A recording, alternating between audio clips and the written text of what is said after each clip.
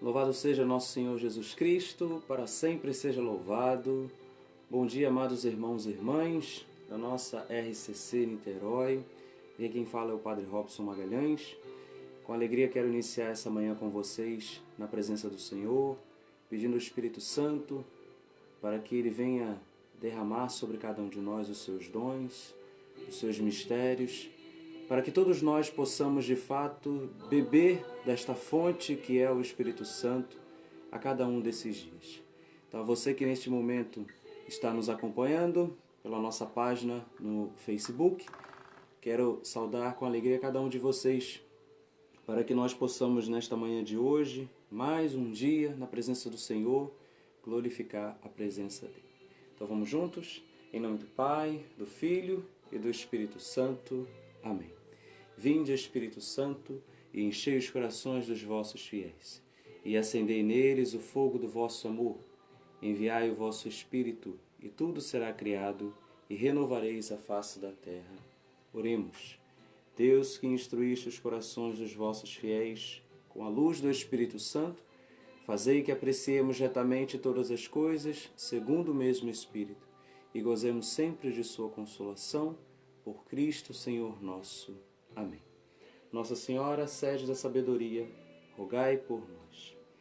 Bom, me pediram para fazer uma pequena meditação com vocês nesta manhã, e eu pude perceber que, na verdade, muitos de nós já estamos vivenciando esse espírito, de meditação durante este tempo de pandemia, e o Senhor tem nos amparado, tem nos dado, graças a Deus, muita oportunidade para vivermos essa meditação. Estando em casa, nós temos a oportunidade de separar de fato o tempo para viver na presença do Senhor. Então, vamos aproveitar a palavra de hoje para podermos então meditar aquilo que o Senhor tem a nos dizer e assim procurar também colocar em prática. Hoje nós teremos a leitura dos Atos dos Apóstolos, capítulo 19, versículo de 1 a 8. Eu gostaria de convidar você também a tomar essa palavra. Atos dos Apóstolos, capítulo 19, versículo de 1 a 8. Quero saudar a quem está conosco agora ao vivo. Deixa eu aqui dar a minha saudação ao Cláudio, a Mirte, Solange, Joelma, Joanilson, Walter, Rosana. Muito obrigado pela presença de vocês. Deus abençoe a cada um. Bom dia a todos vocês, tá bom? Vamos então tomar esta palavra. Atos dos Apóstolos, capítulo 19, versículo de 1 a 8. Enquanto Apolo estava em Corinto, Paulo atravessou o Planalto e chegou a Éfeso. Ali encontrou alguns discípulos e perguntou-lhes: Vós recebestes o Espírito Santo quando abraçastes a fé? Eles responderam: Nem sequer ouvimos dizer que existe Espírito Santo. Então Paulo perguntou: Que batismo então recebestes? Eles responderam: O batismo de João. Paulo disse-lhes: João administrava um batismo de conversão, dizendo ao povo que acreditasse naquele que viria depois dele, isto é, Jesus. Tendo ouvido isso, eles foram batizados no nome do Senhor Jesus. Paulo impôs-lhe as mãos e o Espírito Santo desceu sobre eles. Começaram então a falar em línguas e profetizar. Ao todo eram uns 12 homens. Paulo então foi à sinagoga e durante 3 meses falava com toda a liberdade e discutindo e persuadindo os ouvintes acerca do reino de Deus. E esta palavra de hoje é uma palavra muito significativa para nós que muitas vezes não temos essa ousadia no Espírito. Nós percebemos que Paulo é um dos apóstolos que não deixa para depois. Aquilo que ele recebe como missão, ele realiza de imediato. aquilo que ele experimenta, né, no seu coração como uma inspiração, ele deixa, né, a ação de Deus se realizar e se manifestar. E Paulo não permite que as dificuldades ou as barreiras do dia a dia, né, sejam confundidas, mas ele vai deixando realmente que a graça de Deus se manifeste na vida dele e através dele no coração dos seus irmãos e irmãs. Então, quando ele encontra uma comunidade, a oportunidade, né, de realizar ali a obra do Senhor, Paulo então, aos poucos, vai realizando aquilo que Deus lhe pede. E aí nós vemos, Paulo logo questiona a comunidade de Corinto, né? Através dele, através de Apolo, essa comunidade vai conhecer a ação do Espírito Santo. Vós recebestes o Espírito Santo quando abraçastes a fé? Essa pergunta também nós deveríamos nos fazer. Nós recebemos o Espírito Santo? Você recebeu o Espírito Santo? E quando você abraçou a fé, de fato você se permitiu ser conduzido por esse Espírito Santo? Eles responderam: nem sequer ouvimos dizer que existe Espírito Santo. Talvez você já tenha ouvido falar do Espírito Santo, já tenha vivido algumas experiências com o Espírito Santo. Mas como é o Espírito Santo, e é ele que se move e torna sempre novo tudo, é importante que a cada dia nós façamos uma nova experiência com o Espírito Santo. Nós estamos no século XXI e em tantos outros séculos esse mesmo Espírito agiu. E nós podemos perceber que a cada experiência que vamos tendo com o Espírito Santo, seja num ano, seja em outro, ele sempre tem algo novo a nos revelar. Nós estamos dentro da novena de Pentecostes, a cada noite e a cada dia nós estamos experimentando um pouco da partilha da palavra com os nossos irmãos, mas percebemos que cada palavra que é partilhada, nós temos sempre ali algo a nos acrescentar. E por quê? Porque é o Espírito que move, é o Espírito que nos conduz, é o Espírito que vai nos dando cada dia sempre essa sede, esse desejo de fazer a vontade de Deus, e ali a gente vai descobrindo coisas novas. Então, é muito importante que a gente tenha consciência disso. O que hoje eu posso aprender com o Espírito Santo? Porque pode acontecer da nossa relação com o Espírito Santo, a relação com Deus, se tornar também um pouco vazia, se tornar monótona, porque a gente acaba tendo essa relação com Deus como a gente tem também com o nosso próximo, com o nosso irmão, e com isso essa relação vai se tornando difícil, delicada, talvez até fria. Muitos dos nossos relacionamentos com amigos, com parentes, né, com pessoas que amamos, se tornam relações frias porque nós vamos deixando o tempo passar e fazendo dessa relação uma relação comum. Só que, quando algo acontece e se torna muito sério, nós temos que tomar uma decisão. Se queremos continuar aquela relação, aquele relacionamento, e se queremos, nós temos que fazer renúncias, nós temos que nos dedicar, nos empenhar, ou a outra decisão é desistir completamente. E aí, uma pergunta que eu faço: qual é a sua decisão para com a sua relação com o Espírito Santo e com o Senhor?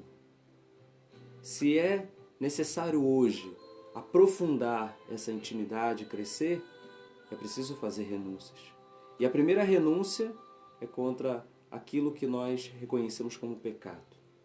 É preciso renunciar a tudo aquilo que é contrário ao Espírito Santo e às coisas de Deus. É preciso renunciar a tudo aquilo que é passageiro, a tudo aquilo que é humano, que é carnal. A gente sabe que a própria palavra nos ensina isso, né? O que é do Espírito contradiz aquilo que é da carne. Não pode haver o desejo duplo, né? Nós temos que realmente desejar aquilo que é de Deus, né? Ou fazer uma escolha contrária. Não podemos querer as duas coisas. Então, é preciso fazer uma renúncia. Se hoje nós estamos diante de Deus procurando fazer a vontade de Deus, no caminho de Deus, e estamos ainda, né, apegados às coisas que são da carne, apegados às coisas que são do mundo, nós nunca vamos conseguir ter uma relação que seja profunda com Deus. E de fato, né, com a pessoa do Espírito Santo. Se queremos realmente ser íntimos de Deus, nós temos que abandonar tudo aquilo que não pertence a Deus. E aí vem a renúncia. E assim, quando a gente vai fazendo as renúncias, vem também, né, as consequências dessa renúncia. Porque por estarmos acostumados a tantas outras coisas, talvez chegue um momento em que a gente também se sinta, né, fraco, ferido, incapaz, né? E é preciso que a gente renove as nossas forças. E quem é que pode fazer isso? Também o Espírito Santo. Então veja como a relação com o Espírito Santo não só depende de renúncia, não só depende de esforço, mas também depende de uma entrega. É preciso todos os dias me entregar à ação do Espírito. E essa entrega ela só acontece quando há também acreditar, né? Quando eu quero, eu creio, né? Eu acredito que isso vai acontecer, então eu permito, eu deixo o Espírito Santo fazer aquilo que ele quer. E tem muita gente, né, que tem o desejo, né, de que o Espírito Santo haja, mas não se permite, né? Não dá liberdade ao Espírito. Eu quero ser usado pelo Espírito Santo. Você quer ser usado pelo Espírito Santo, mas quando o Espírito Santo te pede para ir pregar a palavra em determinado lugar, quando o Espírito Santo te diz, olha, esse irmão aqui precisa ser perdoado, esse irmão aqui precisa ser amado, e a gente não obedece. É como se nós quiséssemos, né, ter o Espírito Santo somente como uma ferramenta, como uma força interior que pode nos ensinar a falar línguas, pode nos ensinar a profetizar, pode nos fazer ter várias ações sobrenaturais, mas a hora que realmente o Espírito Santo precisa fazer aquilo que é próprio dele, que é nos santificar, nós não queremos permitir. Então, essa pergunta, né, de Paulo à comunidade de Corinto, ela se torna muito atual para todos nós. Vocês conhecem o Espírito Santo? Vocês ouviram falar do Espírito Santo? Vocês receberam o Espírito Santo quando vocês abraçaram a fé? Talvez no momento do seu batismo, no momento em que você foi confirmado na crisma, você recebeu o Espírito Santo. Mas essa força interior de profunda intimidade, será que isso já aconteceu com você? Você já se permitiu realmente ser tocado, marcado, edificado, santificado pelo Espírito Santo? A gente sabe que quando acontece a nossa conversão verdadeira, aquela conversão primeira, onde faz a gente ter uma atitude radical de abandonar tudo que é do mundo, abandonar tudo que é pecado, a gente sabe que quando isso acontece, o nosso coração, ele realmente descobre algo que é totalmente diferente do que a gente já experimentou. Só que o tempo vai passando e é como eu disse, a relação, né, se ela não foi todos os dias edificada, como uma plantação, por exemplo, que você precisa todos os dias adubar, regar, ou seja, dar vida. Se a nossa relação com esse Espírito que nós recebemos no batismo, que fomos confirmados, se esse Espírito ele não é cultivado dentro de nós, de nada vai adiantar. A nossa relação vai enfraquecendo, vai se tornando fria. Então, essa pergunta de Paulo, nós poderemos até dizer, recebemos o Espírito Santo, conhecemos o Espírito Santo, mas como é a nossa relação hoje? Como que hoje eu estou vivendo essa minha relação? Nas minhas homilias, nas celebrações, durante esse tempo de pandemia, eu tenho dito muito isso, como tudo isso está nos fazendo acordar para darmos mais valor às coisas que antes não davam. Por exemplo, os sacramentos.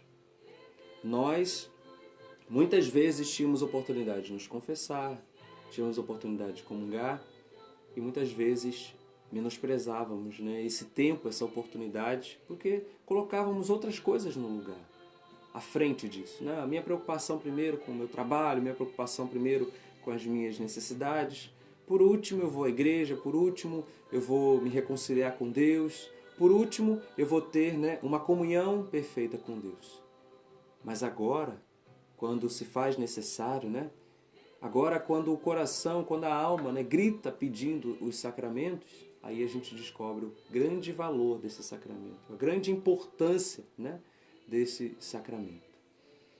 E aí a gente vai descobrindo o quanto a gente precisa de Deus, e o quanto a gente precisa dessa ação de Deus, né, de maneira eficaz que se dá pelos sacramentos.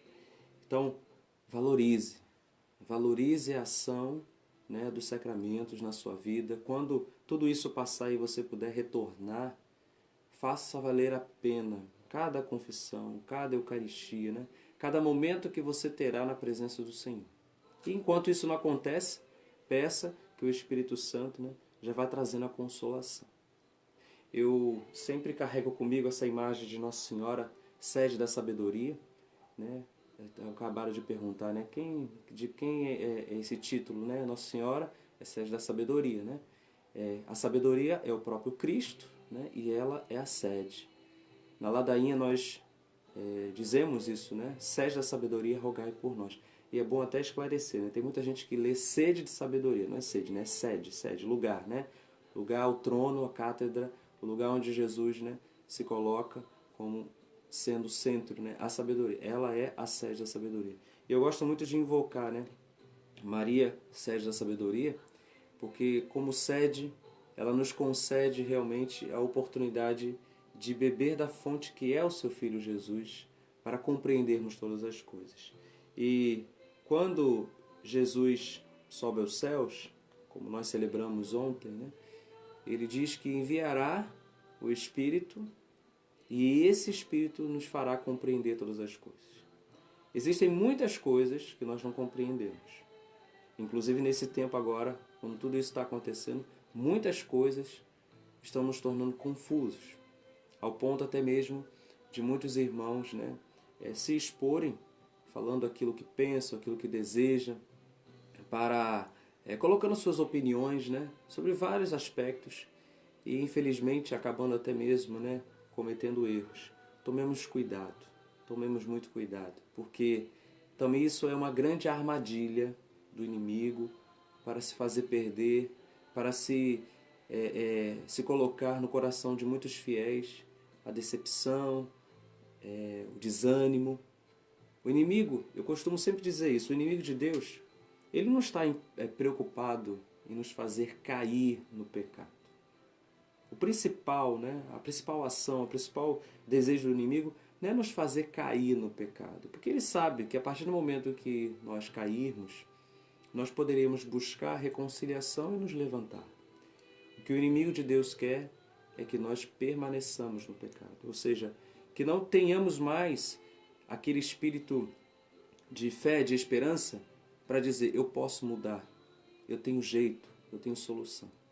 O que ele quer de fato é fazer com que a gente acredite que não tem jeito, a nossa vida não tem solução, que a gente não tem salvação, que não vale a pena lutar, que não vale a pena, né, a gente continuar. Então essa é a principal intenção do inimigo, nos fazer acreditar, né?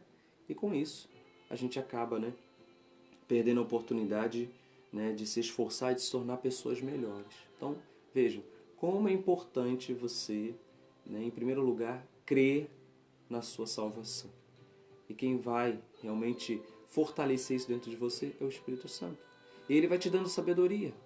E ele vai te dando também inteligência, vai te dando discernimento para você dar um bom testemunho, para você poder, né, passar adiante aquilo que é a vontade de Deus. Então, tomemos cuidado porque este momento, quando humanamente, né, nós não temos respostas e nós vemos tantas outras coisas acontecerem, nós ficamos desesperados e a gente acaba falando aquilo que não deve, a gente acaba expressando determinadas opiniões, né, da boca para fora, e a gente esquece, diante de tudo, consultar o Espírito Santo. Então, quando a gente vai usar aí, né, a nossa rede social, quando a gente vai começar a falar sobre Deus, ou até mesmo falar das coisas, né, da nossa sociedade, tomemos cuidado, para a gente não estar ali transmitindo, passando uma mensagem que seja, né, uma mensagem de desespero, de alguém que não acredita, de alguém que não permite, né, essa ação do Espírito Santo. Tenhamos muito cuidado. Antes de tomar qualquer decisão, antes de falar, né, a nossa opinião, peçamos antes de tudo pedir o Espírito Santo para nos inspirar, para nos dar palavras assertivas, né, palavras que sejam diretas, né, para tocar o coração das pessoas. Palavras que dê esperança. E claro, palavras também que denunciem aquilo que é errado, aquilo que não pertence a Deus, né? Porque senão a gente acaba fazendo com que a nossa palavra ela tenha um outro sentido. A nossa palavra ela acabe perdendo o seu devido valor. Então, não deixemos, né, que a nossa boca seja um lugar para proferir aquilo que não é de Deus, né? Mas usemos de fato esse instrumento que Deus nos deu para propagar a verdade, para propagar a esperança, para levar as pessoas a uma intimidade cada vez mais profunda com esse Deus.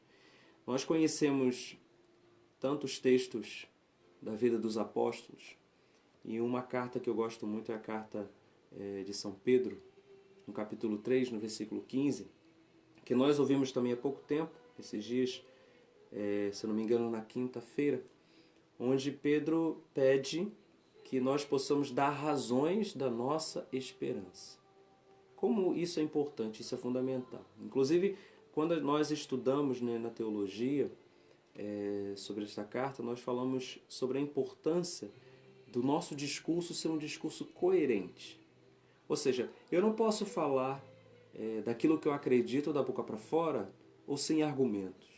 Eu preciso realmente dar razões, ou seja, dar sentido, ter uma base, né, naquilo que eu estou pregando. Então, se eu vou falar, eu creio em Jesus Cristo, eu creio em Deus, eu creio no Espírito Santo, quais são as provas? Tudo isso começa a ser claro quando o meu testemunho também é coerente. Não adianta nada eu dizer, creio no Espírito Santo, e quando vem, né, sobre mim uma tribulação, uma dificuldade sobre a minha vida, eu sou o primeiro a dizer, né, por que isso está acontecendo? Ficar me lamentando, né, ficar reclamando, ficar dizendo tantas coisas ruins. As pessoas que estão ao meu redor vão dizer o quê? Mas você não crê no Espírito Santo? Mas você não diz que Deus é tudo na sua vida, que Ele vai te salvar, que Ele vai te curar, que Ele vai te libertar, que Ele vai fazer tantas coisas novas? Como é que você está agindo assim? Então ali a gente acabou, né, perdendo a oportunidade de dar razões da nossa esperança. Então, dar razões da nossa esperança, em primeiro lugar, é dar testemunho. É claro que nós iremos sentir, né?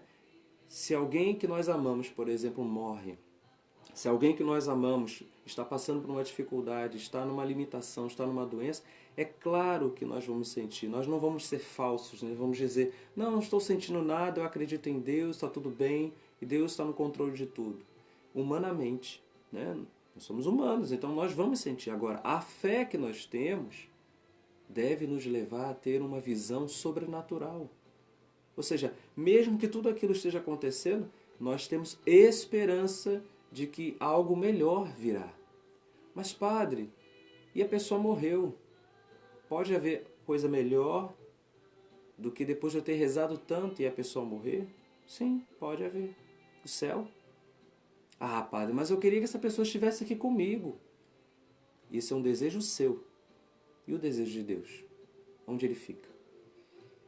Às vezes nós somos egoístas. Às vezes nós vemos uma pessoa sofrer e a gente ama tanto aquela pessoa que a gente pensa assim, não, Senhor, estou rezando agora por essa pessoa, eu queria que ela parasse de sofrer. Aí a pessoa morre.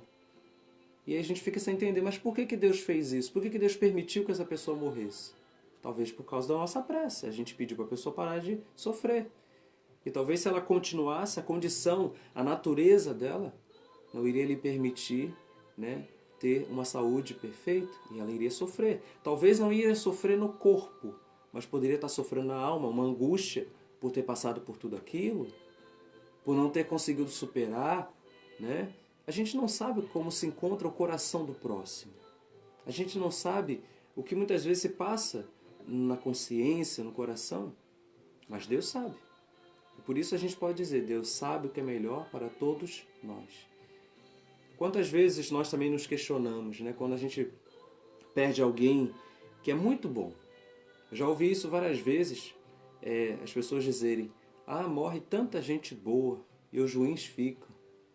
Cuidado quando você fala isso, hein? Que você está aqui também. Então, quando você fala que os ruins ficam e você está aqui, você está dizendo que você mesmo também, né, é uma pessoa ruim, né? Às vezes as pessoas falam, nem percebem o que estou falando. Mas enfim, nós falamos isso, né? Poxa, tantas pessoas boas morrem.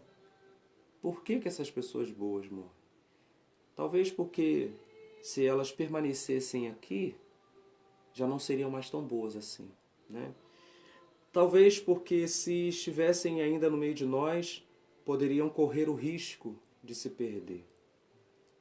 E como cada um de nós pertencemos a Deus, às vezes Deus leva aqueles que nós amamos e que conhecemos ser pessoas tão maravilhosas para que elas continuem sendo pedras preciosas, né? Valiosas aos olhos dele. E por isso nós não podemos ser egoístas. Nós temos que aprender a dar a Deus o que é de Deus, né? Devolver a Deus. E isso é uma situação, é uma condição muito dolorosa, né? Fazer essa renúncia. Mas é uma pessoa que eu sempre amei, é uma pessoa que eu sempre me apoiei. E agora ela partiu. E aí eu costumo dizer sempre no momento, por exemplo, de um velório, né? Se você quer demonstrar amor por essa pessoa que partiu, se você quer honrar o nome e a memória dessa pessoa, coloque em prática tudo o que ela te ensinou. Faça valer a pena o sacrifício que ela fez aqui nesta terra, né? Quantas coisas as pessoas nos ensinam, né, com seus exemplos, com o seu testemunho.